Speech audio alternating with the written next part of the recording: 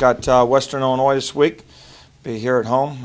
Obviously, first conference game here at home. Be a 7 o'clock kickoff, so should be a great environment. Western Illinois comes to town. They've had a pretty difficult schedule. Played a lot of really good football teams. You go back and look at the Wisconsin game. I think it was 2-0 at halftime. Played Northwestern really well. And then Southern Illinois game, had a lead there at halftime at Southern Illinois. And then last week against North Dakota State, they had a lead going into the fourth quarter. They were up 10-3. Things that stand out from that ball game, and really their team is first thing that stands out is they're well coached. Last week Baker, the running back, had 175 yards against the North Dakota State defense, which we all know is pretty good. Ran the quarterback. I think he had about 55, 60 yards, somewhere in there. Really hadn't been doing that much up until this point.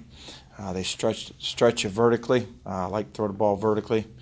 Got some bunch of empty plays that they like to run, some unbalanced stuff. So they'll have a bunch of different ways to scheme you up on offense.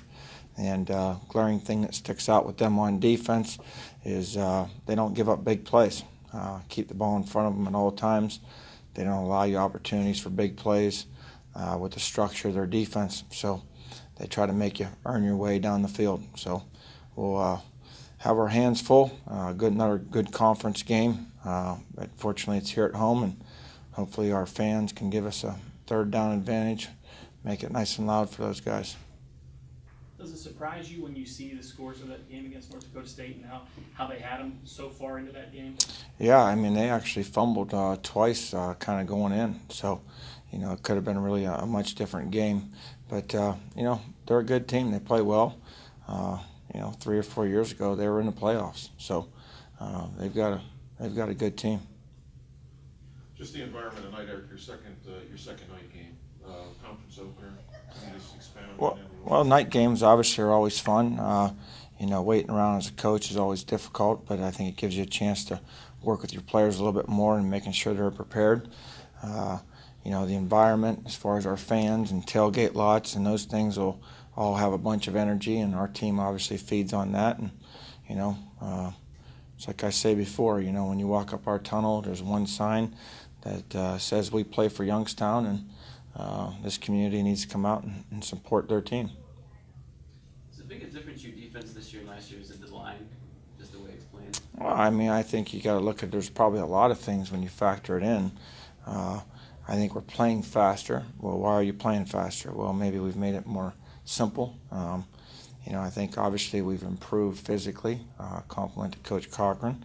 Coach Bryant's made things simpler, and put us in positions and to have opportunities to have success.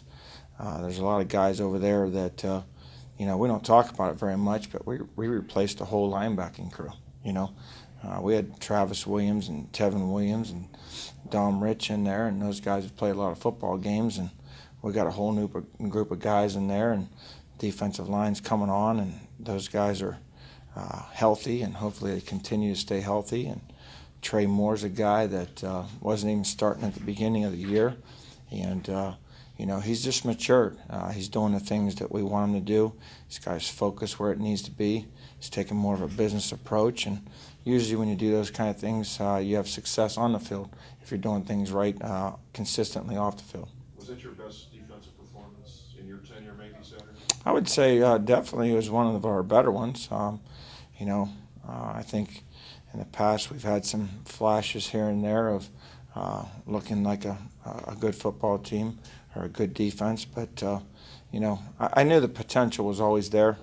It's just a matter of just really having their opportunity to shine, and they did that. And Missouri State, they had a good team. They had a bunch of good athletes out there, good players, and I was happy with our progress. But that's the past. We have to keep our edge and move forward. I was just going to ask, what are the things that they need, that the defense needs to do to? Well, we still had some missed tackles, that we need to get shored up, and some fits on the running back here and there.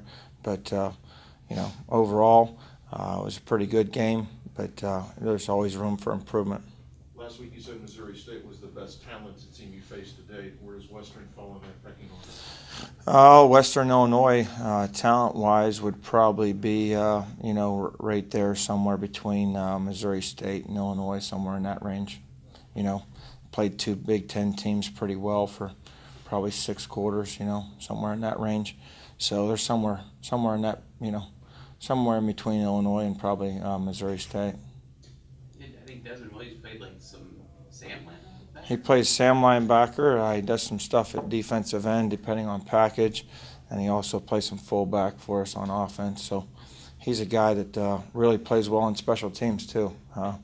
He goes down on kickoff, and he's always the guy they seem to want to double team, and he's very disruptive there. But he's a good athlete. In junior college, he played running back, played defensive end, played linebacker. So he's done all those things in the past. What have you seen that caused the punt block? We had I guess you would say, an assignment breakdown. One gentleman didn't block his assignment, so it wasn't anything real complicated. Baker, the running back, how good is he? He's really good. Obviously, if you can run for 175 against North Dakota State, you're pretty good. But I thought he was really good back last year too. So he's a guy you got to tackle. You better put your pads on him, and they have a scheme that allows him opportunities with some one-on-ones. So Hudo's been pretty good for most of the year. A couple of things. Are you worried about too much on his plate, or? No, I mean, he's a guy that's trained all off season for it. We did it in the spring, but no, as long as you're trained up, and we selectively, as far as practice goes, so he's not worn out during the week, and we're not kicking his leg out. So, but he's strong enough, and big enough that he can handle it. Dante mentioned the change in practice schedule he thought benefiting the team. Can you expand on that? Well, for 2 years, really, since the 49ers have been here, when I visited with them when they came, there's been more of a movement towards doing more on Fridays, the day prior to the game, and using Thursday as more of a practice, as a walkthrough type situation. So in all my years of football, I kind of followed the Kansas State blueprint that we've always practiced Monday, Tuesday, Wednesday, Thursday. Friday was more of your walkthrough, and then Friday you wanted to play at your peak.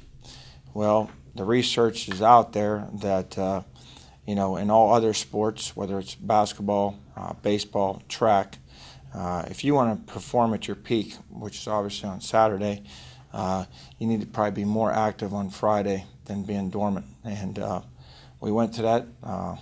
I visited my good friend Mark Stoops about it in depth.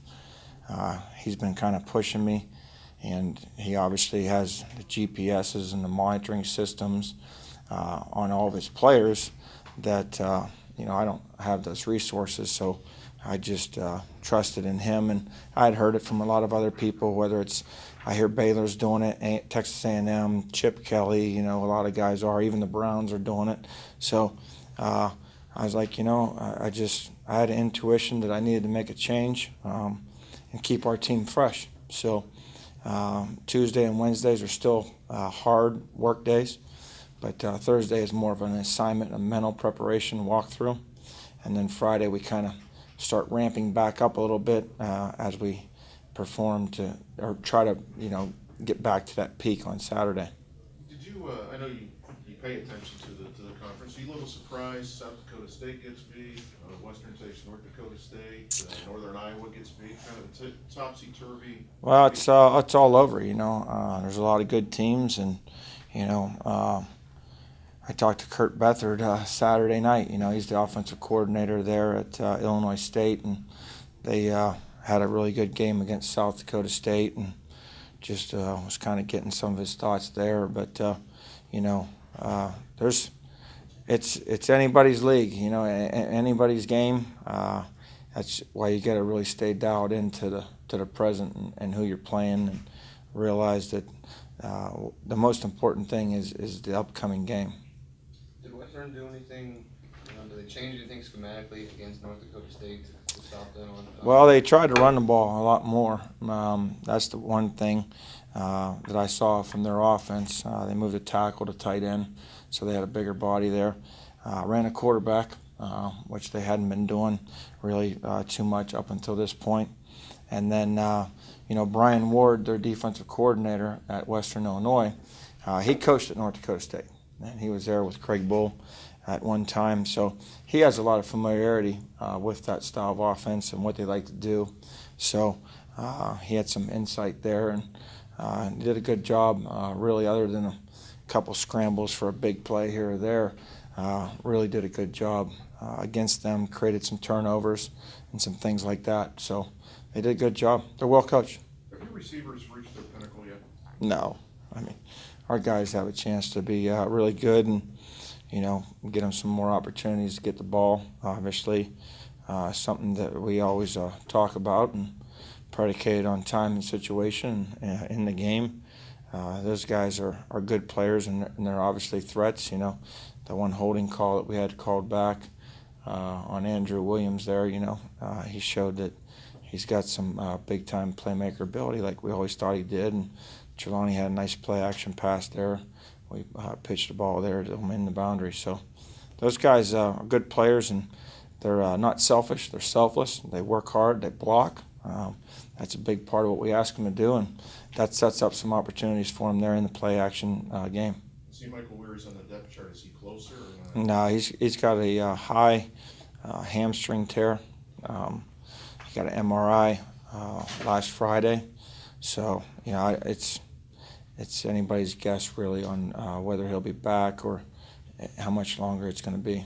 I know you don't pay attention to the polls, but you're 10th in the coaches poll and 16th in the sports network. Do you vote in the coaches poll? No. Is that a requirement for coaches to do that or not? Or? I think it's selected coaches in our conference have an opportunity. I don't think everyone has a vote, and a lot of that stuff, just like with the big boys, it's all over the place, and does it really matter? Today. You mentioned how the defense is a little more simplified now. That being said, do you feel like maybe they grasped the system a little better on, did you feel like it came together maybe a little better on Saturday? Is that part of the reason why they're playing well, or were they just physically outplaying the other team?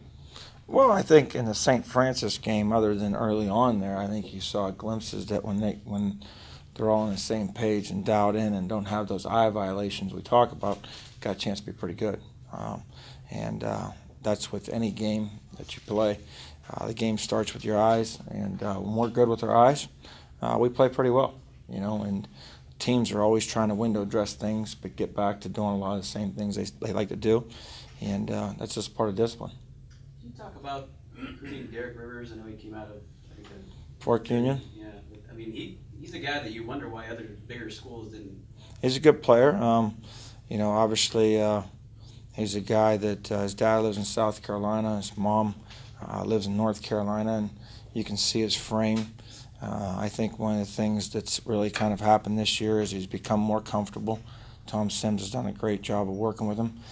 Mike Cochran's obviously developed him physically. He's almost 250 pounds, and that's a compliment to him. We test for dehydration, and on Tuesday and Wednesday and Friday, he's never dehydrated.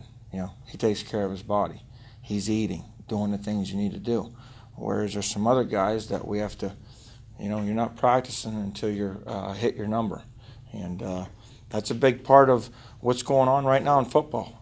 Why are we having so many concussions? Well, a lot of that's related to dehydration. Why are we having pulls and tweaks and stuff like that? That's where the research is. So I started dehydration testing last week, and to kind of give our guys a better idea of where they need to be. And I think they're been receptive to it, and hopefully they learn more about taking care of their body. Has he got NFL type ability? I think he does, for sure. He's only a sophomore, so he's got a chance. He could be 265, 270 pounds one day. You mentioned the change in practice schedule, why you did it. but do you see it paying off? Well, when I looked at the game, in the second half specifically, defensively we were on the field a lot. We were put in obviously bad situations, and I was just watching them as a team, watching us run, and I thought we looked fresh. Whereas maybe we would have been tired in the past. So, the research is there. You just got to trust it. But I like the early indications of the practice change thus far, and hopefully it'll bode well for the future. Did you guys come out of that game fairly healthy? Yes, sir. Mm-hmm.